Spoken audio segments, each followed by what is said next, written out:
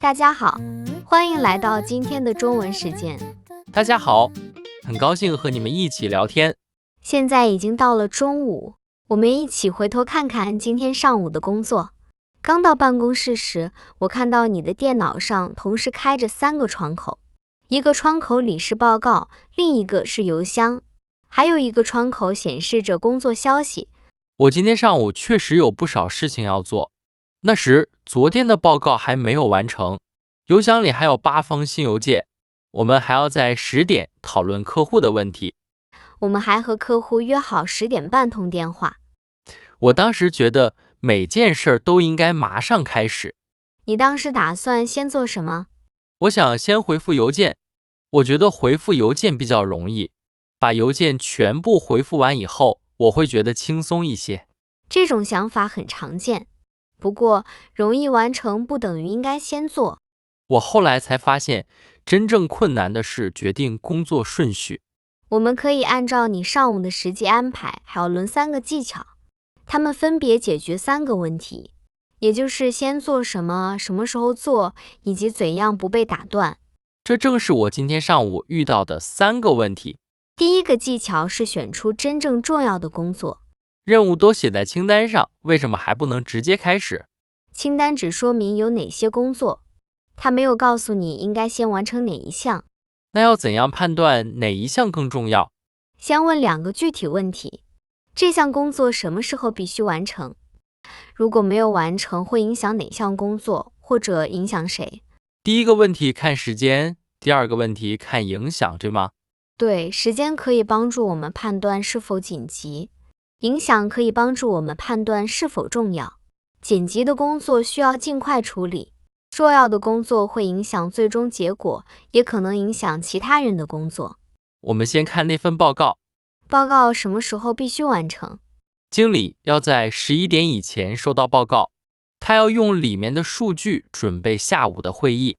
这份报告有明确的截止时间，它还会影响经理接下来的工作。报告既重要，也需要尽快完成。10点的讨论也很重要。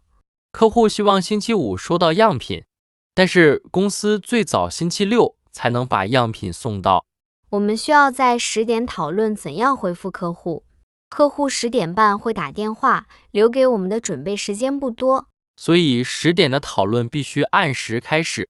8封邮件的情况还不清楚，数量多不代表每一封都紧急。你当时有没有先检查邮件内容？有，我先花了5分钟查看重要信息，我没有马上回复全部邮件。经理的邮件只是确认什么时候能收到报告，其他邮件都不需要我在10点以前回复。这样，我们就可以根据这些信息安排工作顺序了。我当时决定先完成报告，再按时参加10点的讨论，普通邮件留到讨论以后集中回复。这样，我们就排出了上午的工作顺序。你优先完成报告，并不是因为它最难，真正的原因是报告有明确期限，也关系到下午的会议。如果2项工作都很重要，又同时到期呢？这时不能只靠自己安排，应该尽早说明时间冲突，还要请负责人确认哪一项应该优先完成。时间管理不能把1小时变成2小时。没错，它能帮助我们更早发现冲突。确定工作顺序以后，我还需要确认上午的时间是否足够。这就需要第2个技巧，也就是为任务安排明确的时间段。这和普通的任务清单有什么不同？任务清单只说明要做什么，安排时间段时，还要确定什么时候开始，什么时候结束。也就是说，我要估计任务需要多长时间。是的，只有估计用时，才能发现计划是否合理。当时报告还差最后一页，完成最后一页大约需要40分钟。当时是9点05分，如果从那时开始写，9点45分就可以写完。10点以前还剩15分钟，我用5分钟检查报告，我再用5分钟准备10点的讨论，最后5分钟我没有安排具体工作。这5分钟就是缓冲时间。缓冲时间是计划里没有排满的时间，这段时间可以用来应对临时出现的小变化，我以前觉得计划里空出5分钟很浪费时间，可是计划排得太满，很容易被打乱。一通电话可能会比预计多占用几分钟，后面的工作也会随之推迟。保留缓冲时间不是故意降低效率，这样能让计划更符合实际情况。那么从10点开始，你是怎样安排的10点时，我开始讨论客户的问题。我为这次讨论安排了15分钟，从10点15分到10点半，我处理普通邮件。10点半，我接听客户电话。这样一来，每项重要工作都有了明确的时间安排。如果突然出现新的紧急任务呢？可以调整原来的时间段，先比较新任务和已有任务的期限与影响，比较以后再决定怎样调整后面的时间段。所以调整时间段需要清楚的理由。是的，也要及时把调整后的安排告诉相关同事。工作顺序和各个时间段确定以后，邮箱仍然不断发出提醒。这正好是第3个技巧要解决的问题。第3个技巧是集中处理相似的小任务。为什么要集中处理？不同任务需要不同的思路。你写报告时要考虑数据和结论，你回复邮件时要理解不同人的问题。即使只是看一眼邮件，也会有影响吗？会有影响。每次切换看起来只需要几十秒，但是回到报告以后，你需要重新找到刚才写到的位置，还要重新整理刚才的思路。如果每10分钟查看一次邮件，报告就很难连续完成。每次切换任务都会多花一点时间。那我应该一直关闭邮件提醒吗？不需要整天关闭邮件提醒，你已经确认邮件里没有更紧急的工作。所以我当时先关闭邮件提醒，专心完成报告。到了10点15分，我再开始回复邮件。这样，普通邮件就可以在同一时间段内集中回复。需要较长时间才能处理的邮件，可以再安排一个时间段。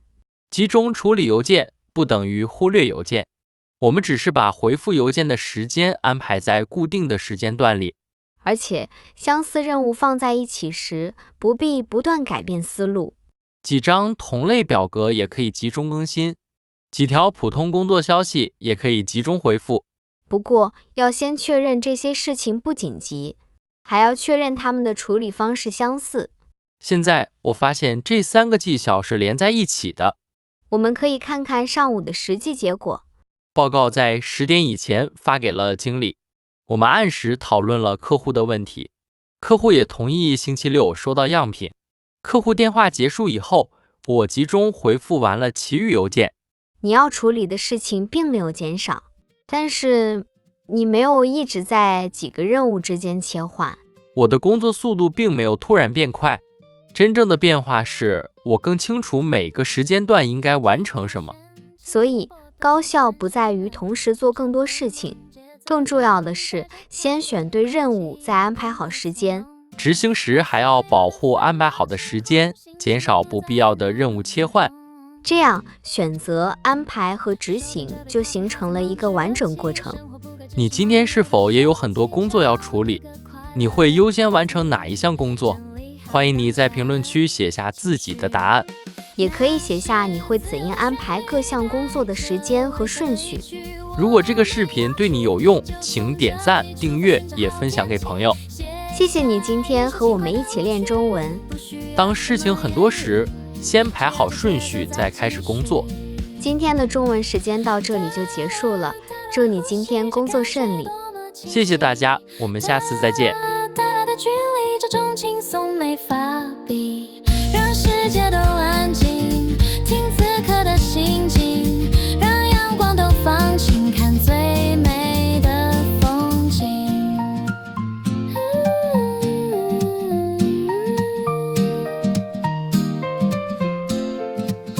阳光落在了指尖，生活变得很新鲜。坐在窗台的旁边，就在这1秒瞬间，把美好在心里蔓延，笑容多